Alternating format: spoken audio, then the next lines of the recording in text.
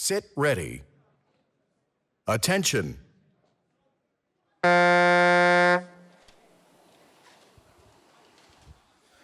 Vabaklassi meeste tiimid said rohelise tule ehk et start läks käima määrustepäraselt. Lätlased oma kahe tiimiga RSU spordiklubist vastavalt siis tiim 1 ja tiim 2, masinatel 2 ja 3 on sõitu juhtimas ja CrossFit Peetri esindus on nii 4-5 meetriga praegu esimesele Läti tiimile alla jäämas, aga see seis on jooksev ja sõit on sedavõrd algusfaasis, et siin pikki plaane järeldusi ei saa veel paika panna ja teha. No nüüd siis õige pea jõutakse poolele võistlusmaale ja nende lätlaste esimene tiim on oma edu oma teise tiimi ees vaikselt kasvatamas ja praegu on siis 5-6 meetrit juba, nii et nüüd tundub küll, et lätlaste esimene tiim on seda sõitu võtnud nõuks võita ja viimase 150 meetri märki jõutakse nüüd, see edu kasvab.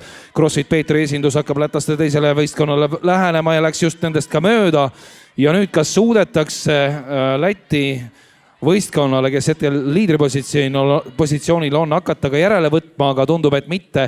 Aga vähemasti kohta CrossFit Peetri mehed parandasid ja praegu on hõbemedalist kinni ja siit lähevad lätlased selgelt võidu poole. Läti RSU spordiklubi võistkond on võitja ja tulemusega 1.21,4. See on võimas aeg, see on ülivõimas aeg, ütleks ma, ja nüüd peaks siis võrdlema ka Eesti mereväe tuukri gruppi aega, seal mingite kümnendikega see asi nii-öelda võis olla, aga sisuliselt võrdsesse auku nad selle aja sõitsid ja väga vägeva sõidu tegid. Veel kord 1.21,4.